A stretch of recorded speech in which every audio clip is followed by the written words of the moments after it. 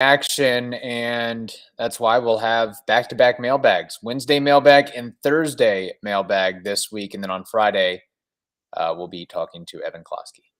I'm excited for these. We have a voice memo, which is pretty exciting, so let's get started. You are Locked On Rays, your daily Tampa Bay Rays podcast, part of the Locked On Podcast Network, your team every day. Hello, my name is Kevin Weiss. I'm Ulises Sambrano. And we are the hosts of the Locked On Rays podcast, part of the Locked On Podcast Network. Thank you for making Locked On Rays your very first listen every day. And remember, Locked On Rays is free and available on all platforms, including YouTube at Locked On Rays. Also, be sure to follow us on Twitter and Instagram at Locked On Rays. And as many of you have already done and continue to do, lockedonrays@gmail.com is another outlet to hit us up. So without further ado, let's get into the mailbag questions. We'll tackle 3 on today's episode and 3 on tomorrow's episode. And as we always say, we put priority on the voice memos. So we have one voice memo that we'll get to leading off, a little Yandy Diaz style, if you will. Exactly. Mia France batting lead off here, and let's see what she has to say. Hey guys, it's Mia. I couldn't resist sending in one question here at the end of the season. Even though right to the end, I believe that we were going to have a hero, probably Taylor Walls or Jose Siri, or maybe someone unlikely stepping up and hitting that final home run. There was also something about the end of the season that felt kind of inevitable. I feel like all season we were talking about the one thing we were missing, or one of the things we were missing was a big hitter. Do you guys think that the seeds for this postseason were planted from the beginning of the season on, from our lack of acquiring anyone at the trade deadline? Or do you think it was just that we had a lot of great bats that just were silent in those last 2 games? Thanks for all you do. Locked On Rays is one of the best parts of my week all the time. That's so nice. Thank you so much for saying that, Mia. That's really cool. Me and Kevin, I think I speak for you, Kevin, too, but you can also give your 2 cents. We enjoy doing this, and it's really cool when we hear that people enjoy what we do. Yeah, it makes it even more worth it to do what we do, and we hear comments like that, so we appreciate it. So don't stop buttering us up, if you will. But great question there, Ulises. What's your take on that? Well, I think seeds have been planted. I like that imagery. Seeds have been planted for a big bat in this offseason. They have to. In fact, Eric Neander and Kevin Cash did like a post-mortem conference to maybe a scrum of 2.5 people or 2.5 reporters, Mark Topkin included. Yeah, I think they did that. By the way, I think they did that press conference on the opening night of Lightning hockey. So probably not the smartest move in the world from that standpoint, but or the smartest. Hey, It's baseball. As I heard from a buddy today, baseball hates baseball. They don't market themselves. So there we go. Don't. They didn't want any tough questions, maybe, and so they're like, what can we do? Oh, we can hockey starting today. Maybe that's exactly when we have it. Anyway, regardless, in a hockey town like Tampa, in a back-to-back-to-back Stanley Cups final type of team. Anyway, regardless, seeds have been planted, and Eric Neander did say that they know that they have to do something. The problem with the quote, Mia, that I read from Neander is that it seemed to be, we're not that far off. We're not that far off. Like we're not going to overhaul the whole roster, which again, I agree with. The roster is pretty good. The 20, if you look at at least at 26, you're pretty close to having it. But I don't know if his quote was, we're going to get a Michael Brantley. We're going to get a Jose Abreu. We're going to try for a Jock Peterson. It didn't read like that. And that's what worries me. The second part of your questions, you said, did we just have great bats that went silent?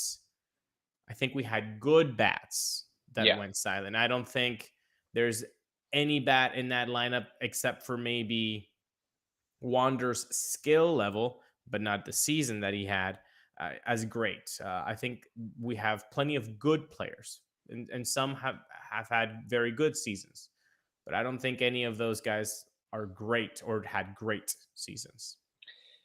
Do you think the Rays would have won this series if Brandon Lau was healthy and in the lineup?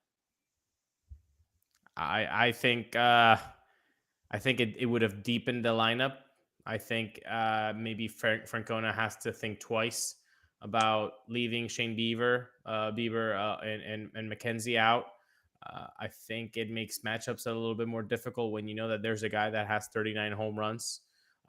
It also makes it a little bit more difficult for Taylor Walls to find himself having 4 at-bats a game, 4 to 5 at-bats Right. a game. So yeah, I think it would have been a game changer. I don't know if he himself would have been the game changer, but he would have made it at least way more interesting than it was offensively. And follow up to that, or in addition, were you disappointed? Oh, let me put it like this. Did you expect David Peralta to play 47 regular season games with the Rays and not hit a single home run? No. I mean, I didn't expect him to hit 12 like he had with the Diamondbacks, obviously, but Yeah. I expected, I don't know, 4 bombs, maybe 5 bombs if he felt a little frisky, but 0. That was probably as unlikely to me if somebody had said that when we acquired David Peralta. That was as unlikely as them telling me he's going to hit 10 bombs. I'm like, come on. It was the same kind of unlikeliness, 10 home runs and 0 home runs. Yeah. And unfortunately for the Rays, it went on their spectrum. But I still don't think, even then, yeah, no home runs from David Peralta. And it was frustrating to see that for sure. Mm-hmm. That's not what did them in. Like the regular season, I mean, they were going to get there no matter what, and it was an awful last 10 games, but they made it. It was just the bats just went completely silent. Yeah. And we've talked about not only the great pitching performance by Cleveland, but the adjustments that were not made throughout the series, and also the lack of timing that all of those hitters had, because in the last 10 to 15 games, yeah, apparently, you had to have everybody not have competitive at bats. Right. And it's great to have the whole tank for Tito mantra, and hey, we're in the playoffs. We don't really need to play for anything else. We can rest the starters and so forth. But there's got to be something. There's got to be something mentally in your headspace when you end the season on a 5-game losing streak and you end the season in such a bad position that they did. Like, at least you want to roll into the playoffs with some sort of semblance of momentum, something to get you going, some sort of excitement. Where you're losing out, it's like you almost have to relearn how to win again. Well, and you get swept by the Boston Red Sox, who, yeah, the Red Sox, it's a franchise. I get it, but they were miserable this season. They were the last in the division, and you got swept by them. And I understand if people are like, well, they didn't play the regulars. Why didn't you? Well, because they had to be healthy. Did it help? I've never heard of a baseball player like, I need 15 days without any actual routine in baseball, and then I'll be fine. That doesn't exist. I mean, I for example, in soccer, like, you need to be tip top shape because you're running. You need to be 100%. If you're 80%, maybe you can give us a little halftime action. You pick your spots, maybe 20, 30 minutes, whatever it is the case. Basketball, football, you tell me. But in baseball, like, to not have competitive at bats before you're going to see one of the best pitching staffs in all of baseball, that just seems moronic in hindsight. No, I think it doesn't just go for baseball. I think for almost all sports that you need to have those reps, and you need to have that live action that you can translate to whatever you're trying to do. And even for basketball, like that physical fitness end of things, and just the game speed and all that goes with it. It's real important, and I think that's something that was maybe overlooked to some extent. We've got more questions to get to. A great question there, of course. We always love the voice memos. Let's tell you about Rhone. They make t-shirts, and one of their t-shirts is called the commuter shirt that you can get through any workday and straight into whatever comes next. So head over to rhone.com/lockedon and use promo code LOCKEDON to save 20% off your entire order. That's 20% off your entire order when you head to rhone.com/lockedon. Again, that's rhone.com/lockedon and use code LOCKED on. It is time to find your corner office comfort with Rhone. All right, let's head over to Scotland for this next question from John McNeil, of course, our buddy from Scotland. He says, hi guys, Scotland calling. All well. My bubbling enthusiasm for the playoffs was misplaced, but only by the very slenderest of margins. Ain't that the truth? My faith was all placed on the pitching, and boy, they did not let any of us down. We should be so proud of these performances. Absolutely outstanding. My question is regarding the 2023 rotation. Is our potential 2023 rotation the best we will ever have had?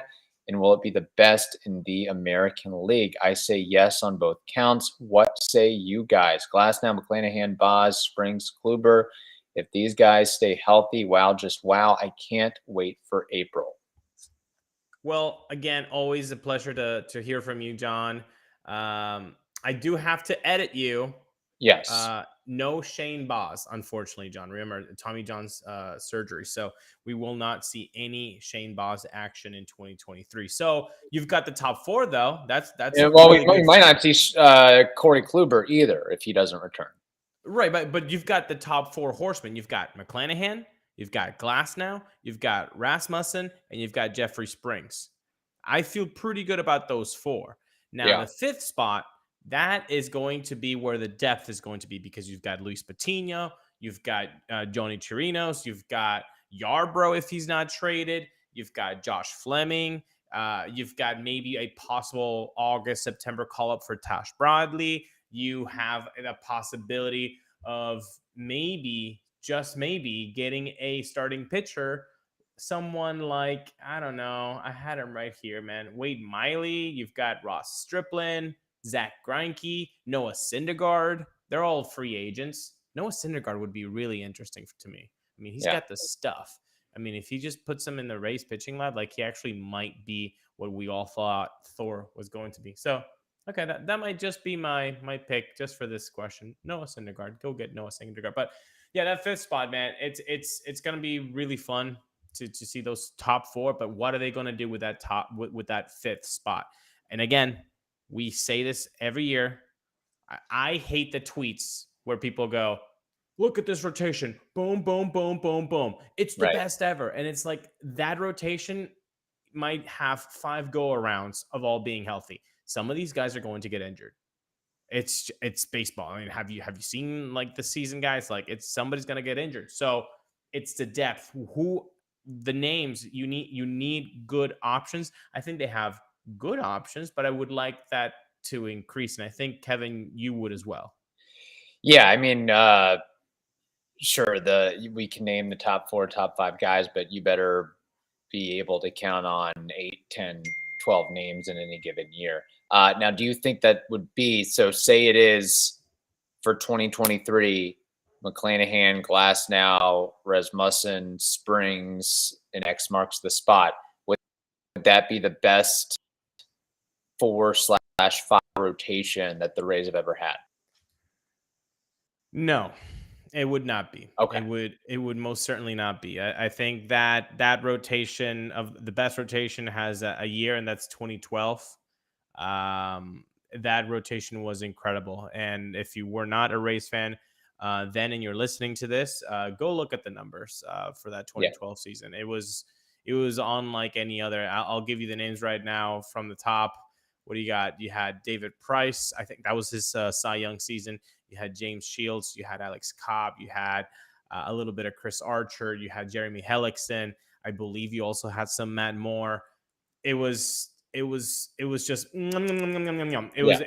yummyful to watch that rotation do work.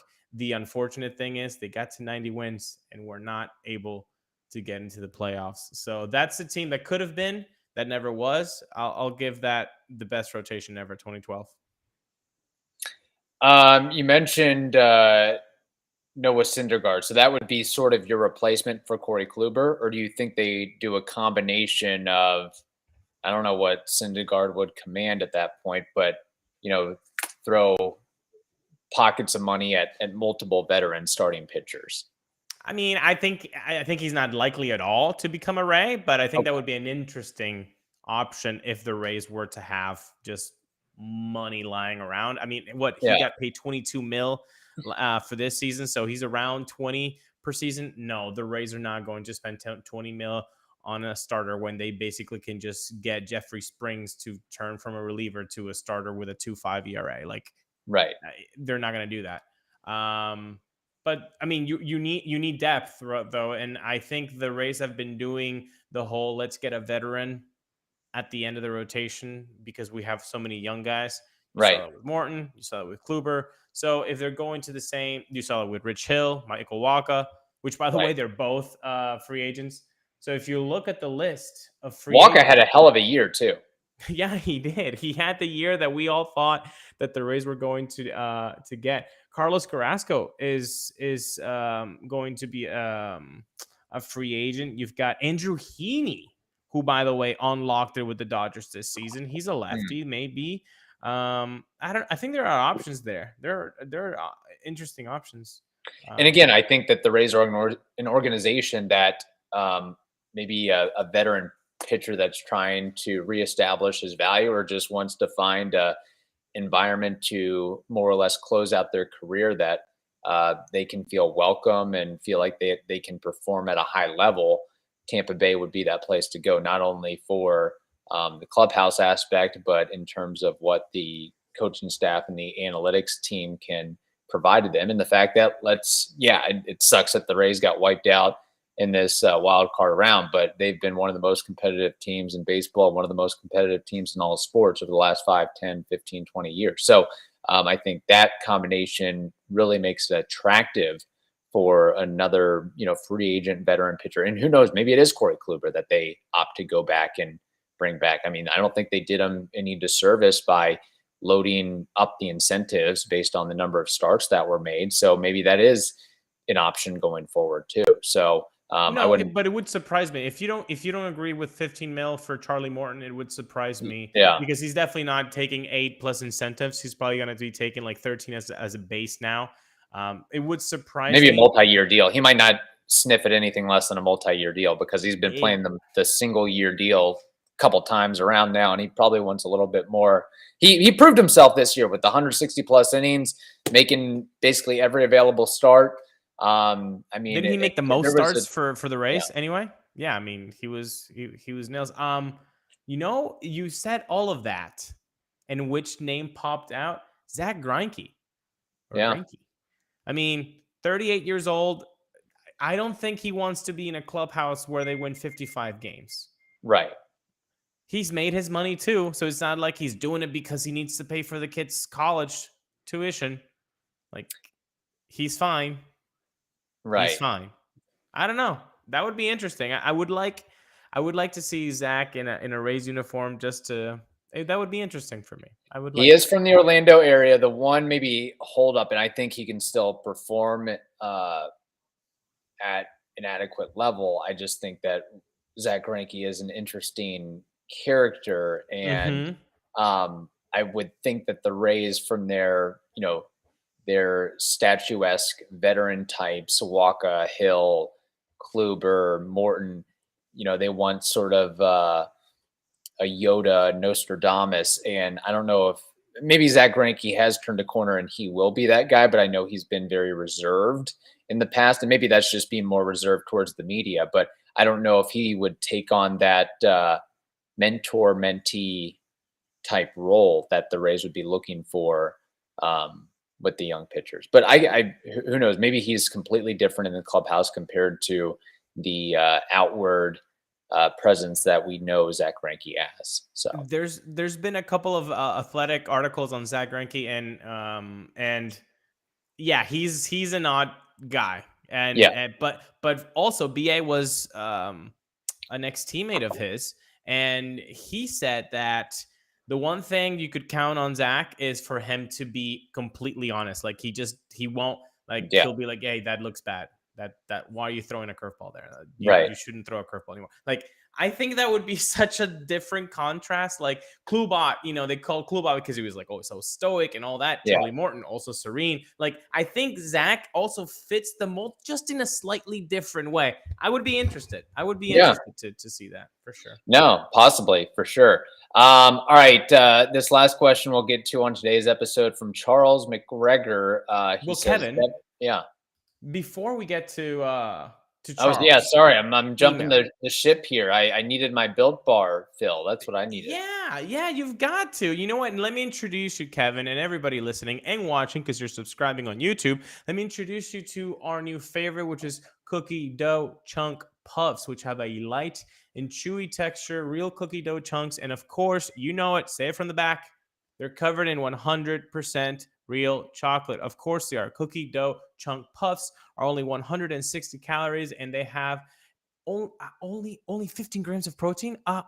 That's amazing, people. That is amazing. So you've got to go to built.com right now and get a box for you and your family. Again, you're going to go to built.com. But before you hit that purchase button, do not forget, we have a promo code for you, and it's locked on 15, and you get 15% off your order. So today, go to built.com, get some delicious, healthy, and nutritious Built Bars that you're going to love. Use promo code locked on 15 and get 15% off your order at built.com. That was the problem for the Rays. I don't think they had enough Built Bars in the dugout to get the offense moving and mowing there. But so I think that the clubby for next year better have like a lifetime supply in the dugout going forward. Need that protein to get the power. Charles McGregor, I don't know if we've ever heard from him, at least from an email standpoint. He's got a point, going to play devil's advocate about the Rays offense. He says, hey, all Rays fan down here in Texas, I thoroughly enjoy your podcast. I do want to play devil's advocate about how bad this offense is. It does need to get better, but I don't think it's as bad as we saw this season or in the postseason. What we saw in the postseason is on the coaches. They treated the last 2 weeks of the season like it was spring training and seemed resigned to matching up with the Guardians. The lack of urgency and consistent at-bats from your core guys in a run-up to a best-of-3 game series is not the recipe for staying sharp. So much for the tanking for Tito approach. I also think this offensive core will be better than last season.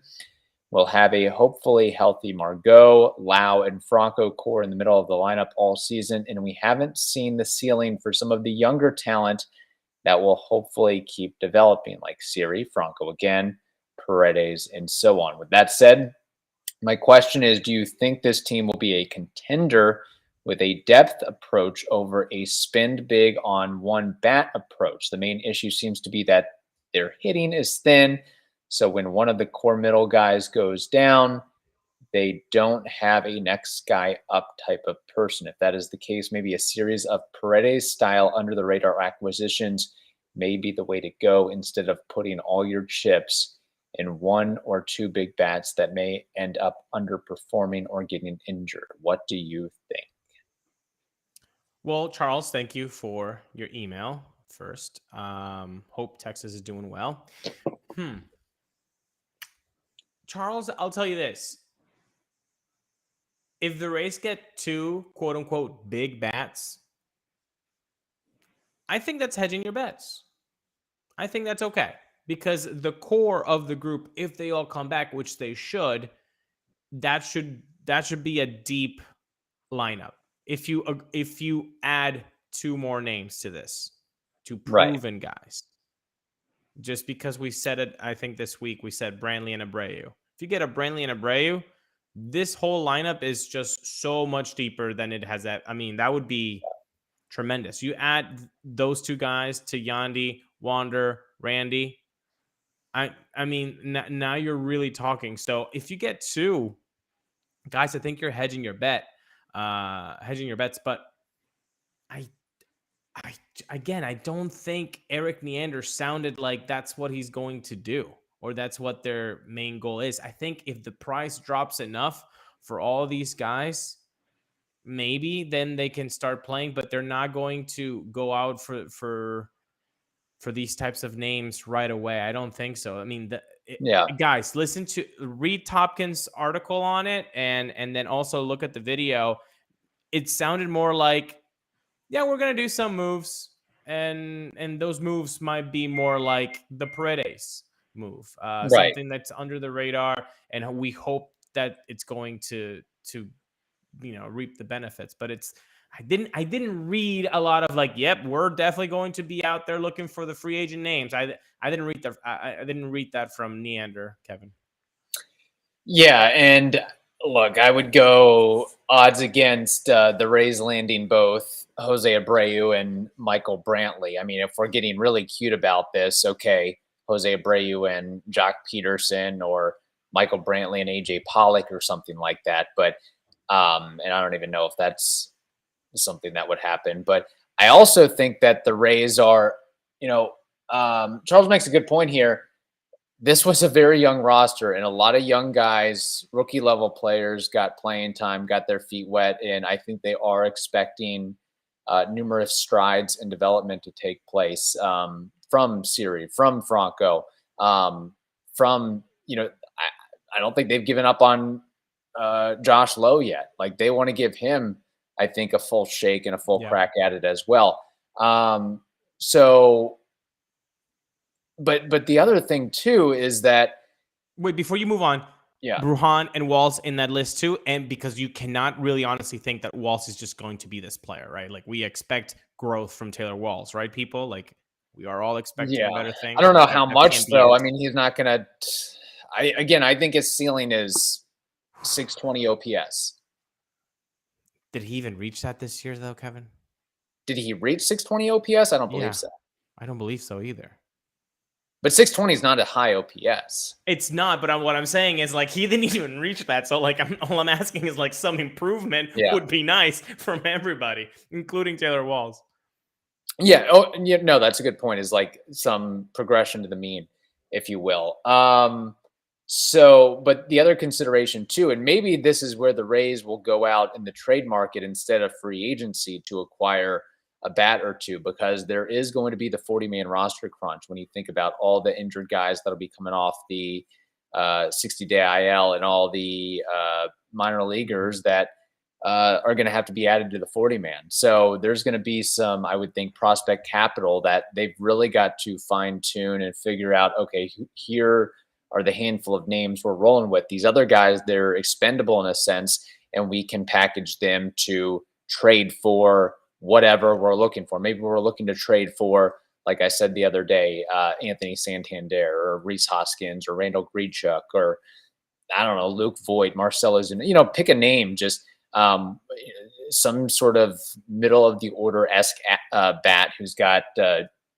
20 to 28 home run potential. So, yeah, no, I agree with you. That's one of the things that hasn't been talked about enough, is that Rule 5 is so clogged because there was that draft did not happen due to the lockout. So the list is over 30 names, I think.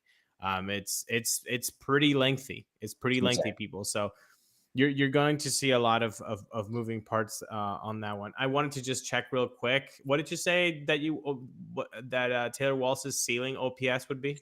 I think his ceiling OPS is 620. Okay. Do you want to just a quick OPS trivia for Taylor Walls 2022? What do you think it was? Probably 560. 560. You are not far off, except you gave him 7 more points, 553. So my point is, if we expect good things from Taylor Walls, 620 OPS, bro, I'll take it right now, because 553 did not play And I don't know if we're going to expect good things from Taylor Walls. I think we might expect better things from Taylor Walls. I would be okay with better things from Taylor Walls too. And great point about the rule. Offensively speaking. Yes. The Rule 5 draft. I mean, if there was a Rule 5 draft, Oscar Gonzalez may not have been on the Cleveland Indians because he wasn't protected. So that's something else to consider with that. So, all right, great questions there. We have another mailbag coming up. In the meantime, thank you for making the Locked On Rays podcast your very first listen every day. Now make your second listen the Locked On MLB podcast. That is also free and available on all platforms. Hope you all have a wonderful day. Stay safe, and we will talk to you tomorrow.